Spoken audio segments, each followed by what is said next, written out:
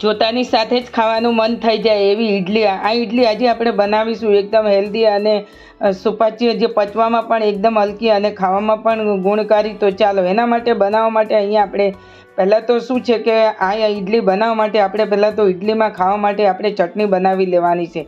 તો ચટણી અહીંયા ખૂબ એવા ધાણા લીધા છે, સાથે આપણે બીજા મસાલા ઉમેરીશું. તો મેં અહીંયા દાળિયા લીધા છે, એટલે કે 2 ચમચી જેટલા આપણે દાળિયા લીધા છે, જે રોસ્ટેડ દાળ આવે છે એના માટે. અને અહીંયા 1 ઇંચ આપણે આદુનો ટુકડો લઈ લીધો છે. સાથે બીજું આપણે મીઠું ઉમેરી દઈશું સ્વાદ અનુસાર. અને બીજા કે મેં આખા ધાણા લીધા છે 1 ચમચી, અને સાથે ખાંડ લીધી છે, અને બીજા આપણે સિંગદાણા લઈ લીધા છે. અને ખટાશ માટે અહીંયા આપણે લીંબુ લઈ લીધું છે, એટલે અને ખાંડ પણ ઉમેરીશું. આપણે ખાટી મીઠી આજે આપણે ચટણી બનાવીશું, એ પણ ખૂબ ટેસ્ટી અને ખાવામાં સરસ. અને સાથે અહીંયા લઈ લઈશું 1 ચમચી આપણે દહીં લઈ લઈશું.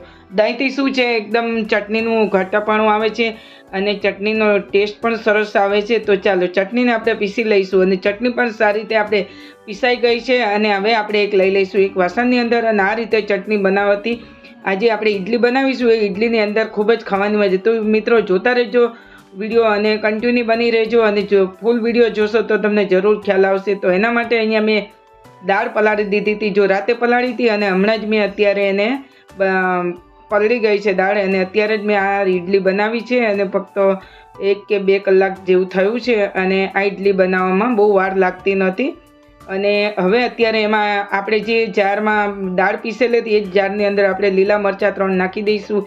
એની સાથે આપણે ધાણા નાખીશું, અને આદું પણ અંદર ઉમેરીશું, અને બધી દાળ અંદર ઉમેરીને આપણે આને પીસી લેવાનું છે. સાથે 1 ચમચો દહીં લઈ લીધો છે, અને સારું એવું દાળનું બેટર આપણે પીસી લઈશું. એની અંદર થોડું મેં મીઠું ઉમેરેલું છે. અને હવે આપણે મીઠું જ્યારે આપણે દાળ પીસાઈ જાય, જરૂર પડશે તો તમારે મીઠું ચેક કરીને થોડું ઉમેરી લેવું. તો સારી રીતે આપણે દાળનું સ્મૂથ એવું બેટર આપણે પીસી લીધું છે.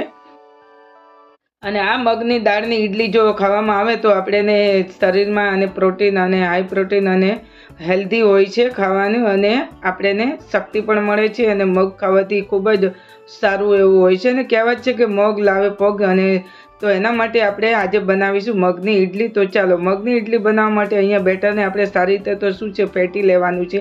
બેટર આપણું સારી રીતે ફેટાઈ જાય એટલે આપણે એની અંદર આપણે જોઈતા એવા મસાલા ઉમેરીશું. તો મસાલામાં મેં અહીંયા અત્યારે શું છે કે હિંગ લીધી છે. હિંગ આપણે શું છે પચવામાં, એટલે કે પેટના કોઈ રોગ હોય નાના મોટા એ ના થાય, અને આપણે ગેસ ના થાય. સાથે ધાણા પાવડર લઈ લીધું છે, થોડું તેલ ઉમેરી દીધું છે, થોડી હળદર આપણે ઉમેરી છે, અને સાથે મેં અહીંયા થોડી ખાંડ લીધી છે, થોડું મીઠું લીધું છે. અને થોડું મોડું એવું લાગતું હતું એટલે મેં મીઠું ઉમેરેલું છે, અને ખાંડ પણ થોડી લીધી છે. એટલે શું છે ગળ પણ થોડું સેજ આવે, અને તેલ ઉમેરવાથી શું છે કે આપણે જે ગળામાં ડચુરો મારતો હોય ને એનાથી ડચુરો નથી મારતો, અને ખાવામાં એકદમ સોફ્ટ બને છે. તો ચાલો ફેટાઈ ગયું છે, તો આપણે અહીંયા મેં ઈનો લઈ લીધો છે, અડધું પેકેટ ઉમેરી, અને સાથે લીંબુ થોડું નીચોવી દીધું છે. સારી રીતે આપણે ઈનોને મિક્સ કરી દઈશું. અને પાણી આપણે ગરમ થઈ ગયું છે. પાણી જ્યારે તમે આ પ્રોસેસ કરો ને ઈનોનું, ત્યારે પાણી તમારું ગરમ જ હોવું જોઈએ, તો જ તમારા ઇડલી ઢોકળા કે કંઈ પણ તમે બનાવતા હોય એ તમારા સોફ્ટ અને ફૂલીને.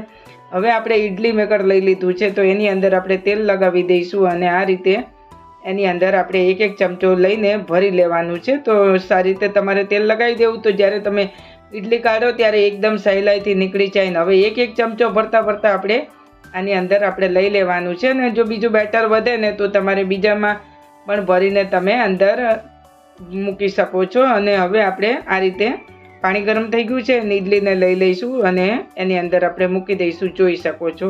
તો સારી રીતે હવે આને બહુ વાર નહીં લાગે, અને ફક્ત 2-3 મિનિટ જેવું જ થાય છે. અને ઉપર આપણે લાલ મરચાંનો છંટકાવ કરી દઈશું, એટલે દેખાવમાં અને ખાવામાં પણ ખૂબ ટેસ્ટ લાગે. તો ચાલો ઇડલીને આપણે હવે ઢાંકી દઈશું, અને હવે એને પકાવી લઈશું. તો ઇડલી પણ હવે આપણે ખોલીને ચેક કરી લઈશું. સરસ એવી થઈ ગઈ છે, અને ઇડલી પણ મેં અહીંયા લઈ લીધી છે, અને ઠંડી થઈ ગઈ છે. તો અહીંયા મેં તમને કાઢીને બતાવું છું, જોઈ શકો છો એકદમ જ સરસ રીતે. અને હું તમને સર્વિંગ પ્લેટમાં લઈને હવે બતાવું છું. તો સર્વ કરવા માટે ચટણી પણ સાથે આપણે બનાવેલી છે, અને ચટણી પણ તમે ખાઈ શકો છો. તો તૈયાર છે આપણી મગ દાળની કે મગની ઈડલી. તો હું તમને તોડીને બતાવું, જોઈ શકો છો અંદર સુધી જાળીદાર, એકદમ સોફ્ટ, અને ખાવામાં પણ એટલી ટેસ્ટી ને. તો તમે આની સાથે જો તમે કાંઈ ના બનાવ્યું ઘરમાં, તમે મગની દાળને આ રીતે પલાળીને તમે આ રીતે ઈડલી કે ઢોકળા કોઈ પણ તમે બનાવીને ખાઈ શકો છો. તો ફ્રેન્ડ્સ, તમને મારી રેસિપી જરૂર પસંદ આવી હશે.